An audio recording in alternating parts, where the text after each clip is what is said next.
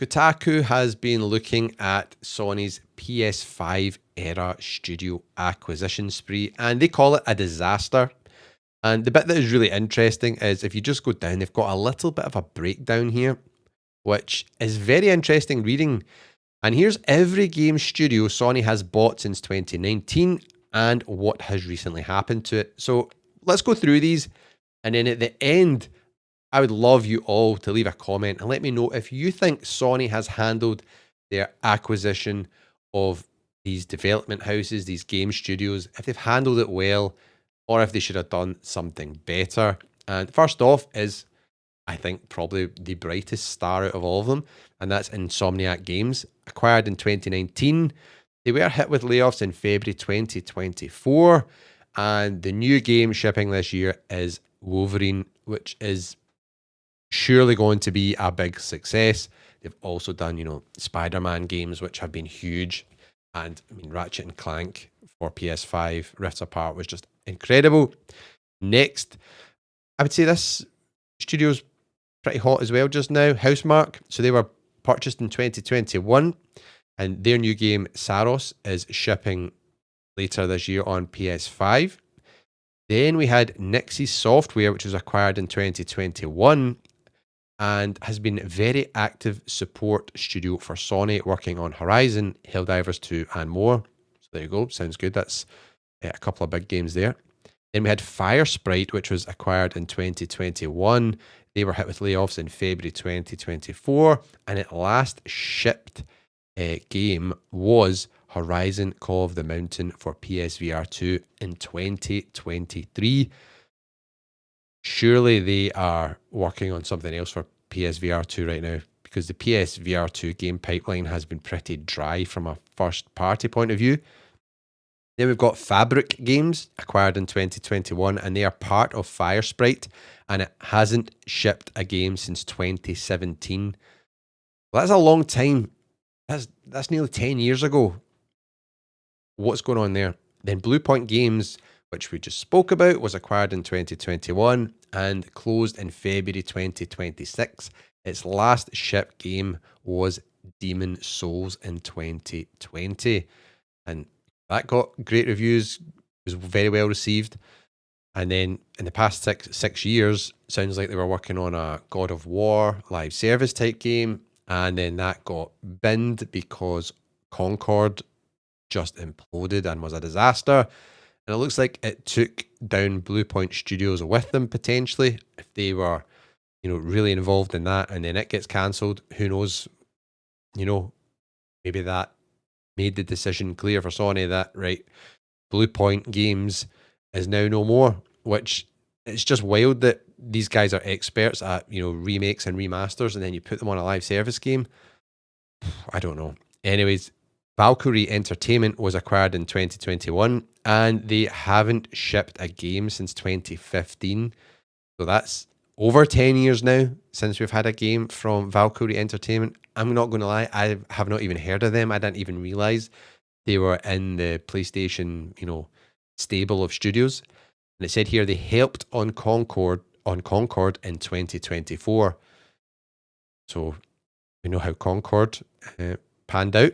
Next, Haven Studios, acquired in 2022, hasn't shipped a game yet, founded in 2021, and they are working on delayed live service shooter Fair Games, which we've basically seen nothing about apart from CGI trailer.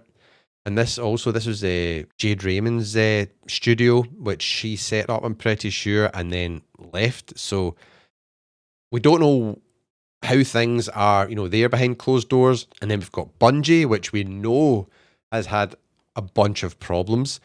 They were acquired in 2022, faced layoffs in 2024. After delay, the new game is coming out this year, which is Marathon, which is launching basically next month. So that's coming soon. So progress has been made there. Hopefully that's successful. I'm not really excited by it, I must admit. But that doesn't take away from I hope it's successful, and a lot of you out there will be excited about the game. I'm just in my phase of single player games right now. So anything multiplayer, I'm just like, nah, I don't really have the time for it. Single player is my jam right now. And then we've got Neon Koei, acquired in 2022, founded in 2020, never shipped a planned live service mobile project. So they were working on a live service mobile game. It didn't ship and they closed it in 2024. Now, I've never worked in this industry directly. I have worked in, big corporate world before, but not in video games.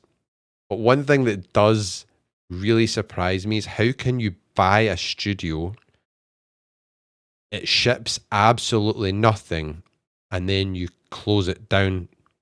Now, I'd get if it was maybe some private equity fund that buys it and it's just basically asset stripping, but this has been bought by Sony, and PlayStation, which is, one of the biggest video game companies in the world. So you would think surely you would at least get something out the gate and then go, we didn't like that. We're going to, swallow you up by another studio or split your staff off into other projects or whatever. It just seems kind of bizarre. I don't know. And then Firewalk Studios, acquired in 2023, launched Concord in 2024. The game flopped after 2 weeks and the studio closed in 2024. Now, the thing that fascinates me about this one is PlayStation, the brand, and Sony. They are incredibly successful in the video game world. They have amazing hardware, tons of amazing games under their belt. And it's probably not an exaggeration to say, and you can all let me know if you agree with this, but Concord is probably the biggest flop or the biggest disaster in video game history. It was just so monumentally, just mishandled. I don't know what they were thinking with this game, and it went down like a lead balloon. It really, really did. I've never seen a game which came out, it was a purchased game, it wasn't free to play. It probably would have done better if it was free to play, to be fair. Launched digitally and physically, and then after 2 weeks, just completely pulling the game, killing all mention of it, like it didn't exist. It is so strange. I don't know how they got it so wrong there. The article goes on to round this off by saying, while a few of the studios Sony gobbled up over the last decade have been successful, like Housemarque and Insomniac, the majority of them have produced few, if any, new games, and 3 of them, including Bluepoint, are no longer around after just a few years. And even when a new game is launched, it might just get shut down shortly after release, as was the case with 2024's Concord. When you lay it out like that, it has become really obvious that PlayStation's last few years have been a mess. It also helps explain why the PS5 era for Sony has been so bereft of new experiences. So many teams were told to pivot to live service, only for that plan to blow up in Sony's face, and now it's having to deal with all of that and is doing so in the fashion you'd expect from a large multinational corporation. Layoffs, cuts, closure, and shutdown. At this point, if I were working at one of the studios listed above and I wasn't developing a Marvel game or Saros, I'd be very nervous about the future under PlayStation, a company that at one point in time seemed to have an endless sea of riches when it came to studios and franchises. Wow. Super interesting when you actually take a look at all these recent purchases and what has happened, and it doesn't paint a good picture for Sony. That definitely seems like this live service pivot has been a disaster for them and has had many casualties, unfortunately.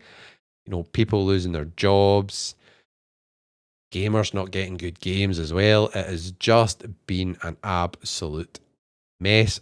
And what do you think? Do you think they could have handled this better? Is it the live service game pivot? Is it just mismanagement of these studios? What do you think? I'd love to know everyone's thoughts in the comments because I think this is a really, really interesting topic.